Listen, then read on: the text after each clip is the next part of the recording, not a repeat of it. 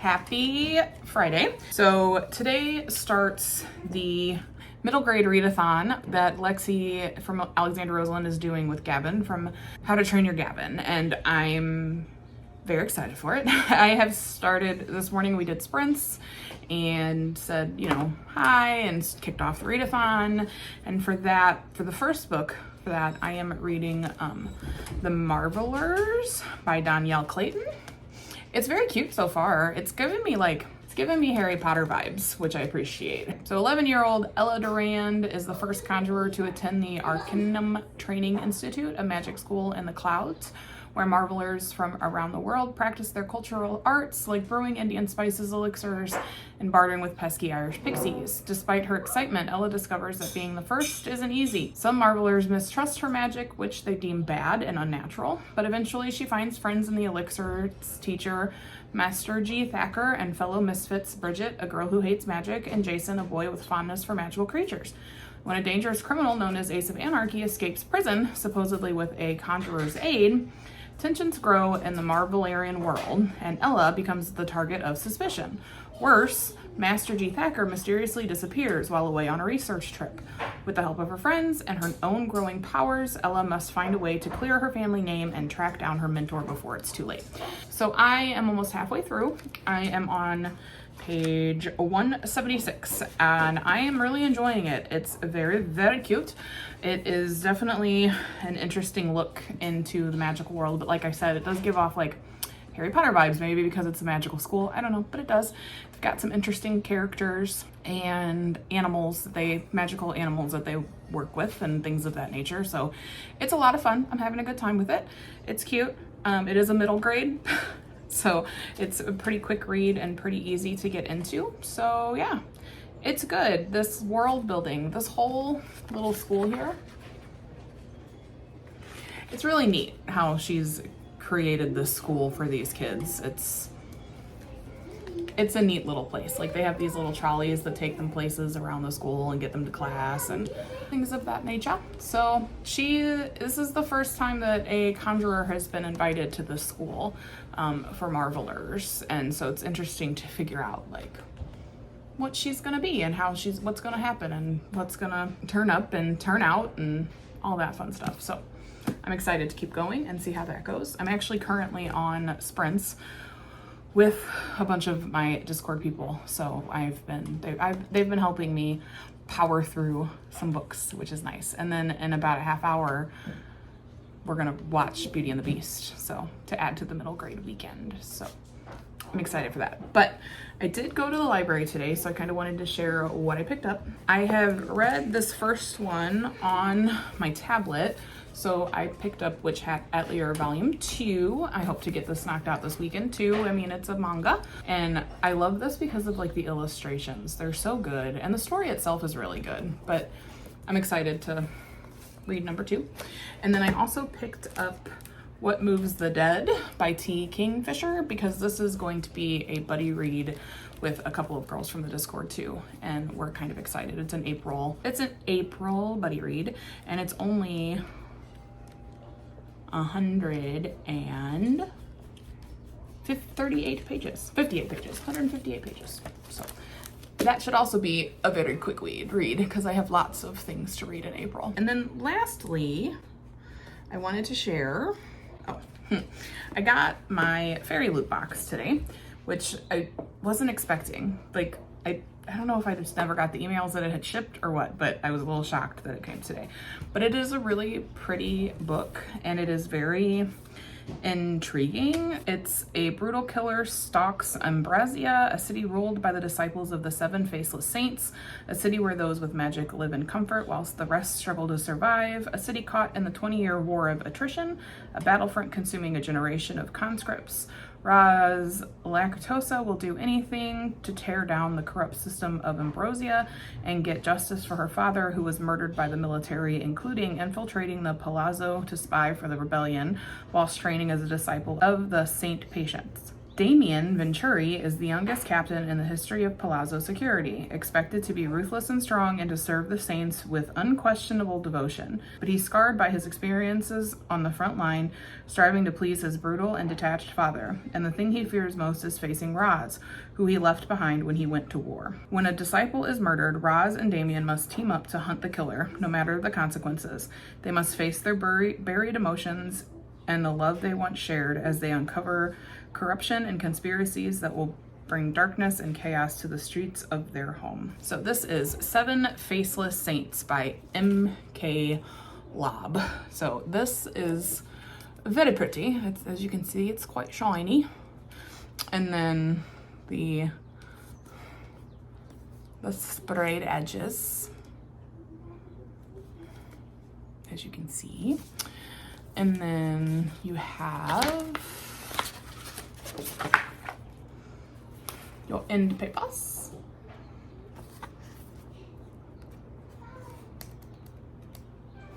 And then this is so pretty, even without the dust jacket. So this one is actually quite intriguing. I'm quite curious to see. I'm curious to read it. I don't know if it'll be in April, but I'm definitely going to read it. It sounds really good. It sounds like it's right up my alley. So here's hoping. So yeah, so that is that, my friends. I don't really have any other updates for you because I've literally just been reading today. We are having a pretty nasty storm supposedly coming our way. The sky's a pretty gray color, not that you can see it because of the sun, but off in the distance it's a very dark gray color. So yeah, we're supposed to get some pretty nasty weather, so I'm keeping an eye on the storms and the storm systems and everything that's supposed to come our way tonight, and then we'll just kind of go from there.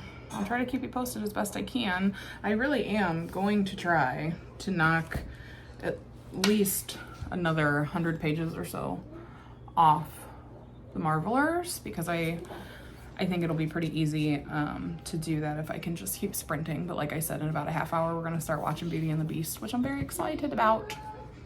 I love that movie. That is my favorite Disney movie. Belle is my comfort character. I mean, who wouldn't want a library as a gift? I don't know anybody that would not want a library as a gift. But yeah, it's been fun. It's been a nice day. It's been a quiet day.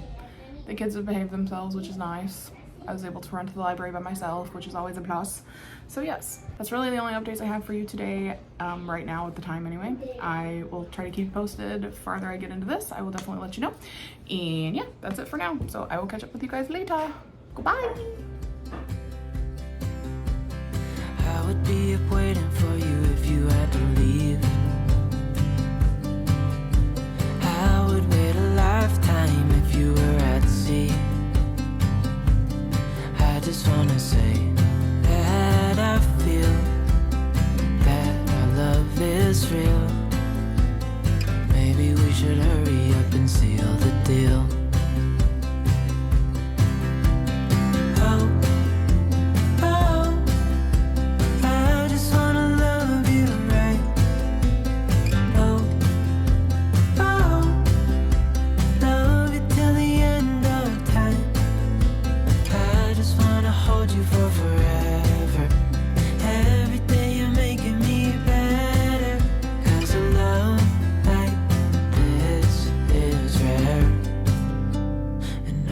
take you there.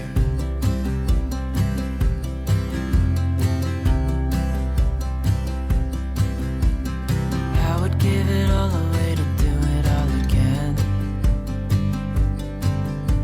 Make our love a story that would never end. Never thought I'd feel so alive, looking in your eyes. I just wanna love you till the day I die. Oh, oh, I just wanna love you right.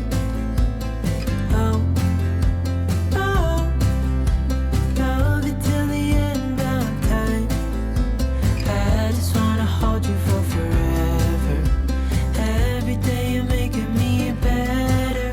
'Cause a love like this is rare, and I wanna take you there. If I'm gonna love somebody, I just wanna love you. If I'm gonna love somebody, I just wanna love you. If I'm gonna love somebody, I just wanna love you. If I'm gonna love somebody, I just wanna love you. Oh, oh, I just wanna love you right. Oh, oh, love you till the end of time. I just wanna hold you for forever. Every day you're making me better. 'Cause a love like this is rare, and I wanna take you there.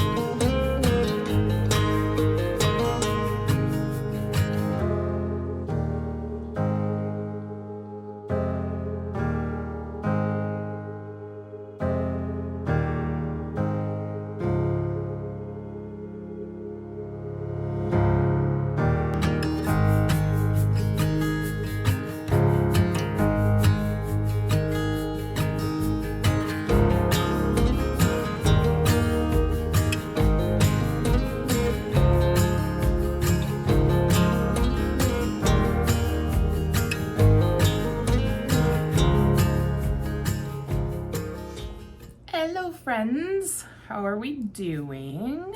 I'm doing well. Happy Monday. I am back at work. So I'm catching up on emails. I had like 40 emails and 20 voicemails, and so I'm slowly but surely catching up as the day goes on. So I have that going for me right now.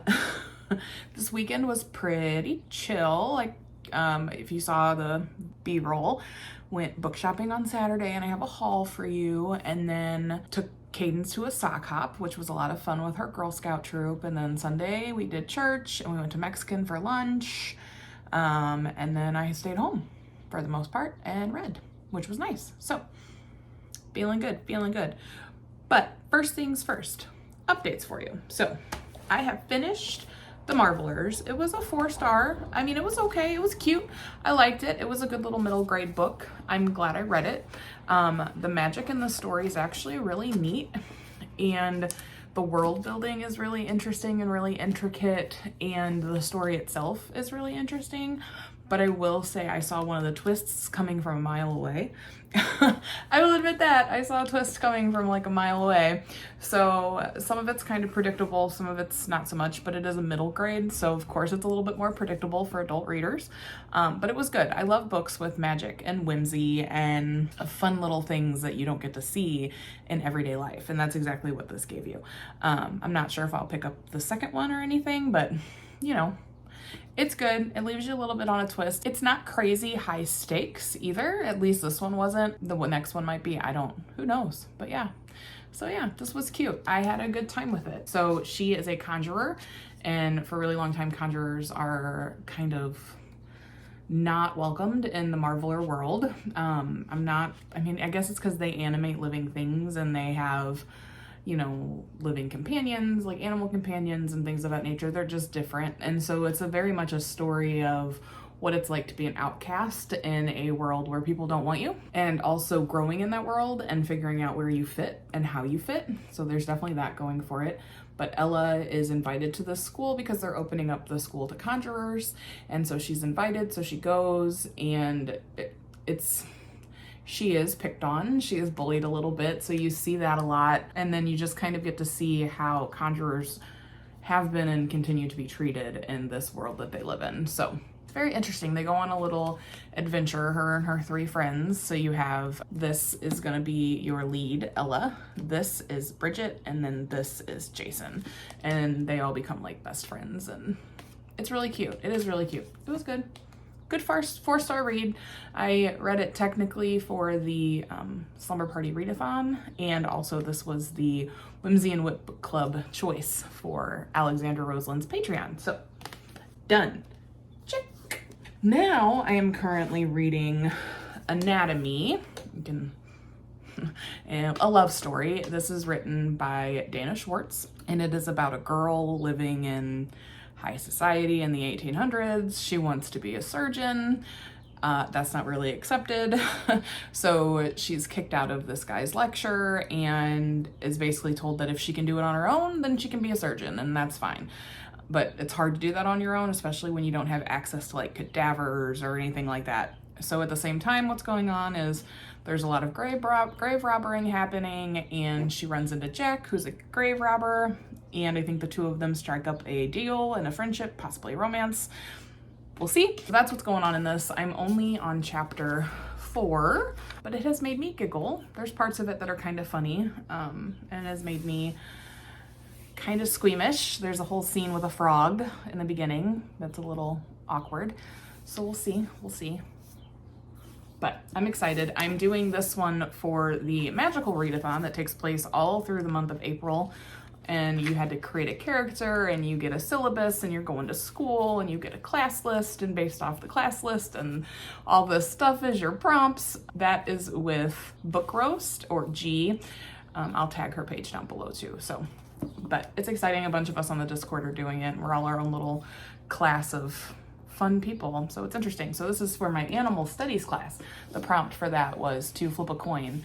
Heads, it's fiction, tails, it's nonfiction, or vice versa. I don't remember. So with that, I am also doing a digital journal for it, just because there's a lot to try to keep up with, because there's also like side quests and other things you can do. So here is the cover to my digital journal. And then Rowan Isabel Hartley is my character. And then this is just the guideline for the readathon, different things of that nature. This is my scholar's key, so it has my name, the guild that I'm a part of, which is a crescent. My calling is Beastmaster, so basically Rowan will be a vet for magical creatures and research magical creatures. I'm a novice. I have an urban kind of background. I am from Eartheria, which is one of the lands in this area that the school is, and I'm a human, and I was born under an eclipse. And then my conduit is a sword, and my guild's legacy is a familiar, and my familiar is a fox, and his name is Phoenix.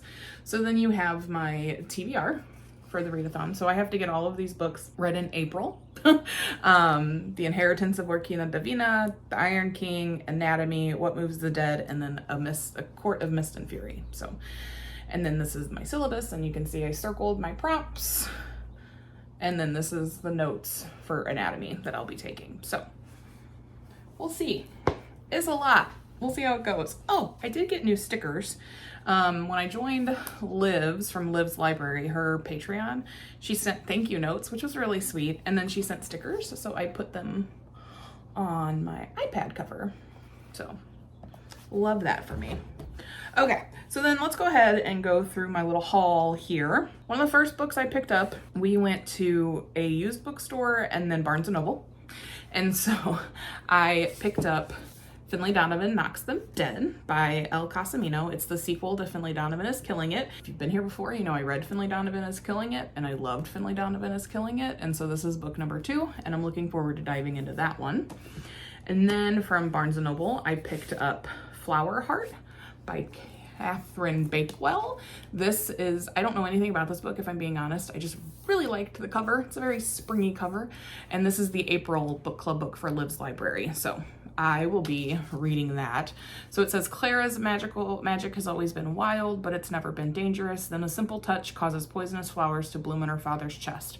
The only way to heal him is to cast an extremely difficult spell that requires perfect control. And the only person willing to help her is former best friend Xavier, who's grown from a sweet, shy child into a mysterious and distant young man. Xavier asks for a terrible price in return, knowing Clara will give him anything to save her father. As she struggles to reconcile the new Xavier with the boy she once loved, she discovers that their bargain is only one of the heavy secrets he's hiding. And as she hunts for the truth, she instead finds the root of a terrible darkness that's taken hold of the queendom. A darkness only Clara's magic is powerful enough to stop. Very excited to read that one. So then I grabbed Sorcery of Thorns by Margaret Rogerson and An Enchantment of Ravens by Margaret Rogerson. Both of these have been highly recommended in several different booktuber videos. One of my friends on the Discord loves these books, and so I'm pretty excited, not to mention they're so pretty. So again, I don't know much about this one. Ooh, Stephanie Garber blurbed it though. All sorcerers are evil. Elizabeth has known that as long as she has known anything. Raised as a foundling in one of Ostermere's great libraries, Elizabeth has grown up among the tools of sorcery, magical grimoires that whisper on the shelves and rattle beneath iron chains. If provoked, they transform into grotesque monsters of ink and leather. She hopes to become a warden charged with protecting the kingdom from their power. Then an act of sabotage releases the library's most dangerous grimoire. Elizabeth's desperate intervention implicates her in the crime, and she is torn from her home to face justice in the capital. With no one to turn to but her sworn enemy, the sorcerer Nathaniel Thorn, and his mysterious demonic servant, she finds herself entangled in a centuries-old conspiracy. Not only could the great libraries go up in flames, but the world along with them. As her alliance with Nathaniel grows stronger, Elizabeth starts to question everything she's been taught about sorcerers, about the library she so loves, even about herself, for Elizabeth has a power she has never guessed and a future she could never have imagined. There's that one. Again, highly recommended, and I've heard nothing but wonderful things about these books. And then with An Enchantment of Ravens, it says every enchantment has a price. With a flick of her paintbrush, Isabel creates stunning portraits for a dangerous set of clients, the fair folk. These immortal creatures cannot bake bread or put a pen to paper without crumbling to dust. They crave human craft with a terrible thirst, and they trade valuable enchantments for Isabel's paintings. But when she receives her first royal patron, Rook, the Autumn Prince, Isabel makes a deadly mistake. She paints mortal sorrow in his eyes, a weakness that could cost him his throne and even his life. Furious, Rook spirits Isabel away to his kingdom to stand trial for her crime. But something is seriously amiss in his world, and they are attacked from every side. With Isabel and Rook depending upon each other for survival, their alliance blossoms into trust, perhaps even love, a forbidden emotion that would violate the fair folk's ruthless laws, rendering both their lives forfeit. What force could Isabel's paintings conjure that is powerful enough to defy the ancient malice of the fairy courts? Isabel and Rook journey along a knife edge in a lush world where beauty masks corruption, and the cost of survival might be more frightening than death itself. Again, another very pretty cover. Shiny. Really great condition. I got this one for $9.75 and this one for $9. and they're both in really great condition. Don't skimp on your used bookstores. So then, last but not least, when we went to Barnes & Noble, I picked up a book that was on my most anticipated reads for 2023, and that is The Foxglove King by Hannah Whitten.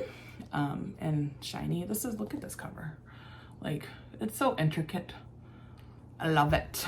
I love it. So this one says, in this gilded, gothic, and romantic new epic fantasy series from New York Times bestselling author Hannah Whitten, a young woman's secret power to raise the dead plunges her into the dangerous world of the sainted king's royal court. Laura has been living by her wits since she was a child, running poisons for the cartel that took her in, avoiding the attention of the law, and keeping her affinity for death magic a secret, because mortem is a rare and illicit commodity and using it could mean death. When a job goes wrong and Laura is captured by the sainted king warrior monks, she expects a pyre, but King August has a different plan. Entire villages on the outskirts of the country have been dying overnight, seemingly at random. Laura can either use her magic to find out what's happening or die, and the king suspects his arrogant, handsome heir is behind it. Thrust into a lavish court where no one can be believed and even fewer can be trusted, Laura must navigate an intricate web of politics, religion, and forbidden romance and solve the king's mystery. A mystery more dangerous and twisted than Laura can ever imagine. So you got that on the cover. You can see that. And then, isn't that pretty? What a pretty map. And it's got those, these little pretty edges. I don't know if you can really tell, but well, cut edges. I love it. I love it a lot. So that, my friends, is my haul and what I picked up over the weekend. It was a very productive, very happy book shopping trip. So yes. All right. So that's really the only updates I have for you. I'm going to keep trucking through my emails, trucking through my voicemails, trucking through anatomy. I'm gonna walk and get cadence today because you can't really tell behind me. It looks like, you know, heaven's gates are opened over here, but it's very sunny. It's a very nice day and the weather is really nice. So I'm gonna walk and get cadence and we're gonna walk home. She tends to like to do that. And then after that, I'm gonna hang. She does have a Girl Scout meeting tonight, so I'll have to take her to that. But otherwise, I'm going to read. I am still reading Anne of Green Gables and I'm about 50% through. It's really cute. I've never read it, but there's a reason, I guess. It's a classic. And like I said, Anne talks so much and so fast that it's like me when I've had too many cups of coffee. But it's cute. It's very good. If you're into classics and you're into middle grades and you're into young adult books or young kid books, I suggest that one. It's a good one. So, all right, I'm gonna hop off here and then I will catch up with you guys later. Bye.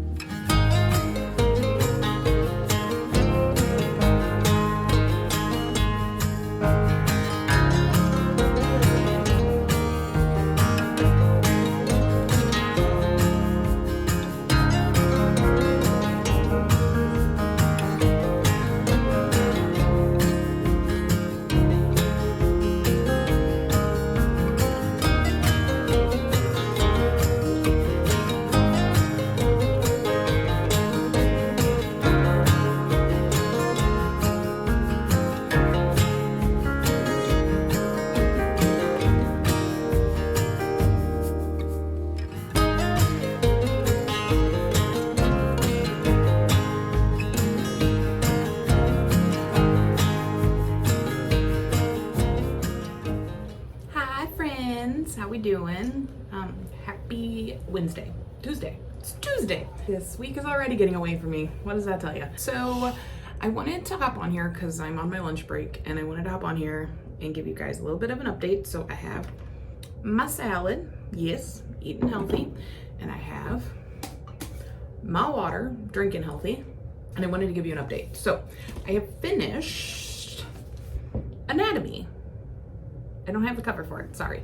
I wrapped it up earlier this morning actually, and it was fantastic. This is for sure a 5-star read. Like, I will always forever love a story of a woman trying to better themselves and trying to better the life of other women. And this is part of that story. And it's set in the 1800s. Women aren't supposed to be surgeons. They aren't supposed to be doctors. They aren't supposed to be any of that. And this lovely girl, Hazel, decides that's what she's going to do with her life. She wants to be a surgeon. She wants to be a physician. And she's kicked out of the class that she was taking because she had dressed as a man, found out she was a woman and was kicked out of class.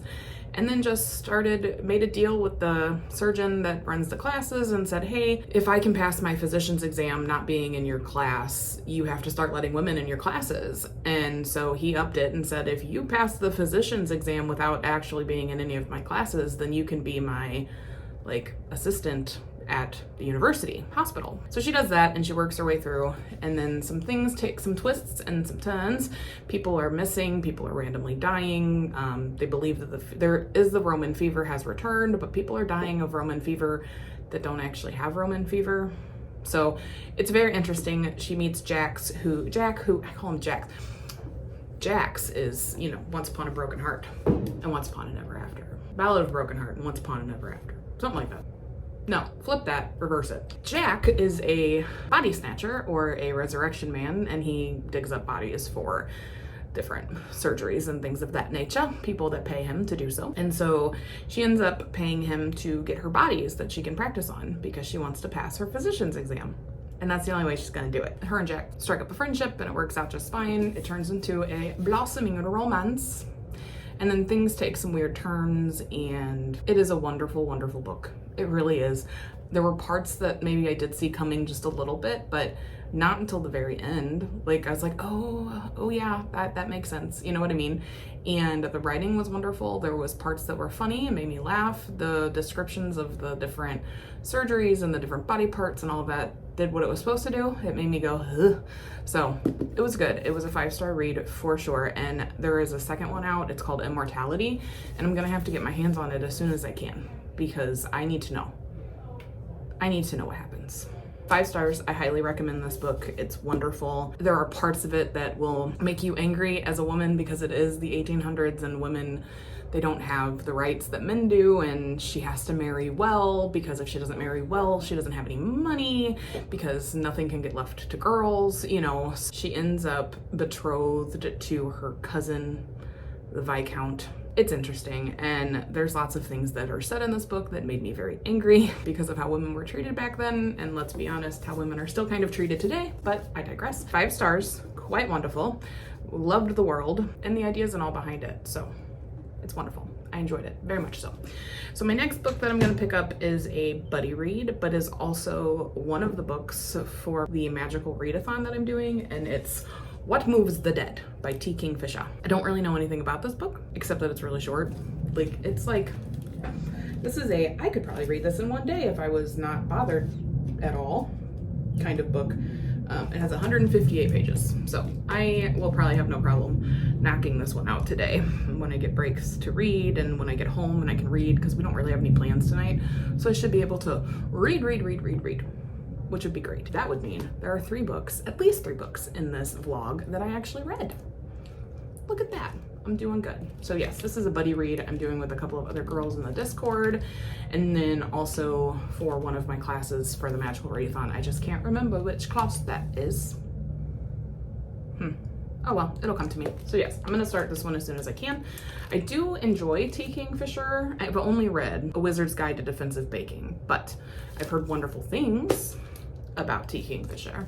So as much as I don't necessarily like the cover, join me, will you? When Alex Easton, a retired soldier, receives word that their childhood friend Madeline Usher is dying, they race to the ancestral home of the Ushers in the remote countryside of Ruitania. When they find there is a nightmare of fungal growths and possessed wildlife surrounding a dark pulsing lake. Madeline sleepwalks and speaks in strange voices at night, and her brother Roderick is consumed by a mysterious malady of the nerves. Aided by a redoubtable British mycologist and a baffled American doctor, Alex must unravel the secret of the House of Usher before it consumes them all. It's creepy. It's gonna be a creepy one, but that's okay. I'm gonna start that one as soon as I can. Right now, I'm gonna eat my lunch. My peaches. I'm gonna eat my lunch. I'm gonna drink my water. I'm gonna watch some more YouTube because I am so far behind on my YouTube videos. I'm gonna do all that and then I'll catch up with you guys later. Bye-bye.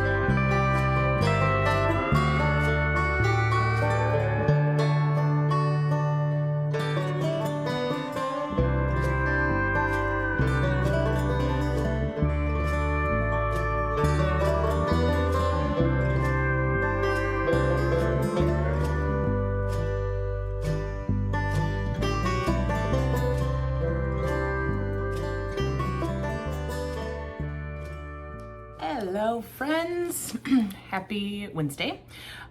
It is a cloudy, stormy day here in St. Louis and I'm digging it. I'm digging it, I'll take it. So I got up this morning and got the kids off to school and my youngest decided that, hey, guess what? It's thunderstorming, so she doesn't need to go to school.